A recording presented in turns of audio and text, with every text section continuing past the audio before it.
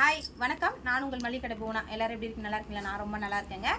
இன்றைக்கி என்ன பிஸ்னஸ் வீட்டு எது பண்ணலான்னு பார்த்தீங்கன்னா, இது வந்து பார்த்தீங்கன்னா ஸ்நாக்ஸ் ஐட்டங்க. கடையிலே அதிக சேல்ஸ் ஆகுது பார்த்தீங்கன்னா இந்த ஸ்நாக்ஸ் ஐட்டம் தான். ஏன்னா நிறைய பேருக்கு சமைச்சிட்டு சைடு செய்யறதுக்கு டைமே கிடையாது. இதை வாங்கி சாப்பிட்டுறாங்க வச்சுட்டு. அதெல்லாம் வந்து பார்த்தீங்கன்னா நிறைய பேர் வந்து நிற்கிறவங்க பார்த்தீங்கன்னா இதை வந்து எடுத்துகிட்டு போகிறாங்க. இது வந்து பார்த்தீங்கன்னா ஒரு வீட்டில் வந்து பெண்களே வந்து பார்த்தீங்கன்னா ஒரு 5 பேர் சேர்ந்துட்டு ஒரு குடோன் மாதிரி வச்சு அவங்க வந்து செஞ்சு சேல்ஸ் பண்ணுறாங்க.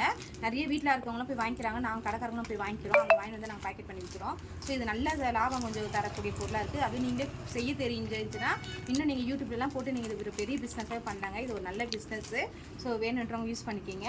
இந்தமாதிரி ஐட்டம் எல்லாமே பார்த்தீங்கன்னா அவங்க சேல்ஸ் பண்ணுறாங்க. இந்த மாதிரி உப்புக்கல் எல்லாம் பார்த்தீங்கன்னா நல்லா சேல்ஸ் ஆகுது. இந்த பட்டாணி உப்புக்கல் இதெல்லாம் நீங்கள் வாங்கி நீங்கள் பேக்கெட் போட்டு நீங்கள் சேல்ஸ் பக்கத்து வீட்டில் இருக்கவங்களுக்கு அதுக்கப்புறம் கடைங்களுக்குலாம் கூட நீங்கள் கொடுக்கலாம். அதேமாதிரி நீங்களே போட தெரிஞ்சிங்கன்னா நல்ல குவாலிட்டியாக நல்ல எண்ணெயில் யூஸ் பண்ணி போட்டிங்கன்னா நீங்கள் அது ஒரு வீடியோவே எடுத்து போட்டிங்கன்னா கண்டிப்பாக உங்களுக்கு நிறைய பேர் வாங்கிட்டாங்க. இது பிஸ்னஸ் யூஸ் பண்ணிக்கிங்க. மளிகை கடை வச்சுக்கிங்கன்னா இதெல்லாம் நீங்கள் கொஞ்சம் ஃபாலோ பண்ணிக்கிங்க. நல்ல லாபம் கிடைக்கும். உங்களுக்கு ஒரு பிஸ்னஸுக்கு ஒரு எக்ஸ்ட்ரா ஒரு லாபம் கிடைக்கும்.